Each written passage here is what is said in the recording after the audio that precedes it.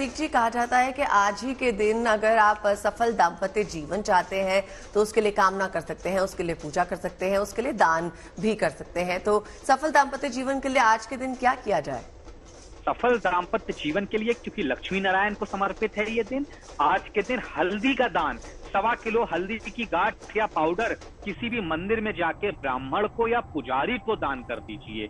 ये आपको सफल वैवाहिक जीवन के लिए लाभकारी होगा। उसी के साथ साथ जिन मेरी माताओं बहनों को शादी में दिक्कत आ रही है, विवाह के उपरांत उनका जीवन ठीक होगा। जिनका विवाह नहीं हो रहा है उन्हें एक हल्दी की गांठ विष्णु जी को चढ़ानी है आज, और 4 बजे के पहले पहले शाम से उसे अपने गले में या सिरहाने रख लेनी है। इससे विवाह की समस्या तुरंत छूमंतर हो जाएगी और कहा जाता है अगले 60 से 45 दिन के अंदर अंदर विवाह की समस्याएं खत्म होती है और विवाह भी हो जाता है। जी प्रतीक जी, एक और चीज बताइए। देखिए, हम चारधाम यात्रा का लगातार जिक्र कर रहे हैं।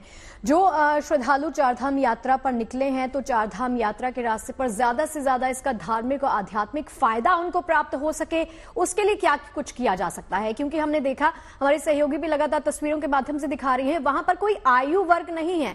वहां पर छोटे छोटे बच्चों से लेकर बुजुर्गों से लेकर युवा से लेकर हर कोई पहुंचा है। वो समर्पण है ना, वो समर्पण का भाव बहुत बड़ा है और भाव सिर्फ भोलेनाथ के प्रति है। तो अवघर दानी को इसीलिए भोलेनाथ कहा गया है। चाहे बच्चा हो 5 साल का, चाहे 80 साल का बुजुर्ग।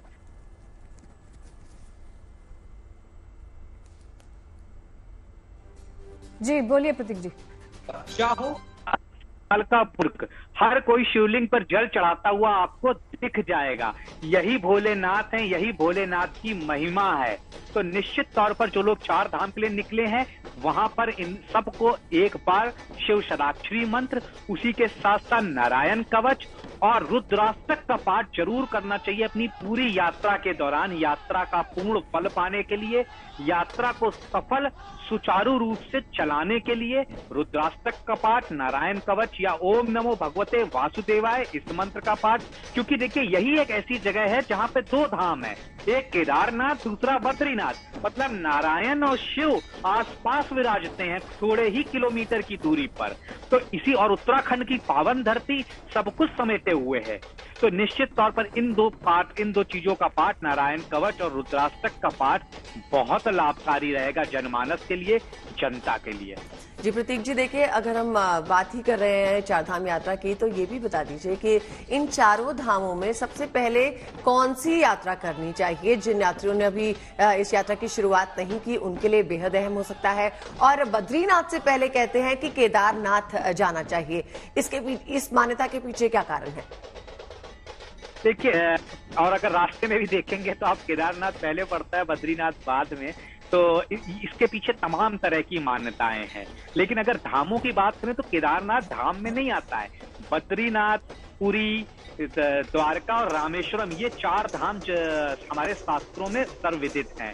तो निश्चित तौर पर अगर आप शुरुआत करते हैं और चारों ही देखा जाए, जिसमें से 3 विष्णु भगवान के हैं, तो मैं हमेशा ये कहूंगा शुरुआत नारायण से करनी चाहिए। चाहे आप द्वारका से कर लें, चाहे पुरी से कर लें, चाहे बद्रीनाथ से। और रामेश्वरम सिर्फ एक ही धाम भगवान शिव को समर्पित है। केदारनाथ अपने आप में बहुत कुछ महिमा समेटे हुए हैं, लेकिन जो 4 धाम है वो ये 4 हैं। तो अगर आप केदारनाथ और इस तरफ जा रहे हैं उत्तराखंड, तो निश्चित तौर पर आते या जाते मैं इस भ्रम में नहीं मतलब लाना चाहूंगा लोगों को कि पहले किसका बाद में किसका। क्योंकि नारायण पूजा करते हैं शिव भगवान की और शिव पूजा करते हैं नारायण की। नारायण कहते हैं मेरे आराध्य शिव भगवान आप हैं, शिव कहते हैं मेरे आराध्य आप हैं। तो इसलिए अब मैं यहाँ पे 1 और 2 नहीं करना चाहूंगा, आप अपने अनुसार। लेकिन मैं इतना जरूर कहना चाहूंगा, अगर आप बद्रीनाथ जा रहे हैं तो केदारनाथ की धाम की उपासना और उनके दर्शन जरूर करके आइए। अगर केदारनाथ जा रहे हैं तो बद्रीनाथ के दर्शन भी जरूर करके आइए। जी बहुत बढ़िया। चलिए, डीपी शास्त्री जी जुड़ गए हैं हमारे साथ, एक बार फिर से उनके पास चलते हैं। शास्त्री जी, एक बात बताइए कि आज के दिन का संपूर्ण फायदा अगर कोई श्रद्धालु उठाना चाहता है तो कुछ एक ऐसे उपाय बता दीजिए जिससे सभी दुखों का और कष्टों का निवारण हो सके। देखिए, आपका पिछला जो क्वेश्चन था पहले उसका उत्तर दे दूं। दे दीजिए। हम यहाँ से जब भगवान महादेव के दर्शन के जाते हैं, हरिद्वार या ऋषिकेश से स्नान करके जमुनोत्री दर्शन करें, जमुना जल उठाएं, गंगोत्री दर्शन करें, गंगा जल लें और केदारनाथ में बाबा के अभिषेक करें। बाबा को गंगोत्री जमुनोत्री को जल चढ़ाएं। उसके बाद बद्रिका क्षेत्र में श्री हरिनारायण महाविष्णु को दर्शन करते हुए उत्तरकाशी के 4 धाम की यात्रा पूरी होती है। ये विधान है, बल्कि जो जितना कर ले उसके लिए सौभाग्य है। आज अक्षय तृतीया और बाबा का कपाट खुला है। आज आप घर में हो या मंदिर में हो, देवालय हो या शिवालय हो, कहीं से मनसा पूजन, मन से पूजन करें। अगर आप कहीं मंदिर जाती हैं और कोई व्यक्ति जाता है तो बाबा को बिल्वफल और साबुत अन्न, अन्न में चावल इत्यादि, और बाबा को जो है ना तुलसी की मंजरी, समी का पत्र, आंख, धतूरा, भांग, इसमें कोई 2 वस्तु मिले वो शिवलिंग पे चढ़ाए। उसको चढ़ाने से मनोकामना की पूर्ति होती है। शारीरिक, मानसिक, आर्थिक 3 तरह का जो कष्ट है जीवन में, बाबा केदारनाथ तीनों कष्ट को दूर कर देते हैं। हम लोग पीछे दर्शन किए थे, वहां पे जो बाबा की मूर्ति है और बाबा का जो स्थान है, जो व्यक्ति वहां दर्शन कर रहा है, अन्यथा कहीं से भी प्रणाम कर रहा है, मन से अगर बाबा को ओम त्र्यंबकम जजामहे सुगंधिम पुष्टिवर्धनम उर्वारुकमी वंदनान मृत्योमुक्षीमामृतात् या ओम जुंसा, इसको 1 माला 21 बार 11 बार कोई जप करे तो उसको केदारनाथ से अन्नदा महादेव का आशीर्वाद प्राप्त होता रहेगा। जी प्रतीक जी, देखिए आज अक्षय तृतीया की हम बात कर रहे थे, तो कई कारणों की वजह से, कई रीजंस की वजह से अक्षय तृतीया को जो है साल का भी सबसे शुभ दिन माना जाता है। इसके पीछे क्या कारण है? देखिए, श्री कृष्ण ने इसको पुण्यमयी तिथि कहा है।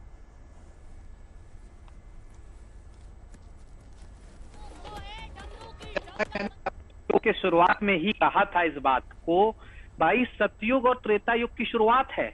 विष्णु जी के 6ठे अवतार भगवान परशुराम का जन्मदिन है, तो इससे ज्यादा अच्छी तिथि क्या हो सकती, जिस दिन नारायण का एक अवतार जन्म ले रहे हो और जिस दिन युगों की शुरुआत हो रही है, और युगों में भी वो जो कि सबसे ज्यादा शुभ युग माने गए हैं, सतयुग और त्रेता युग।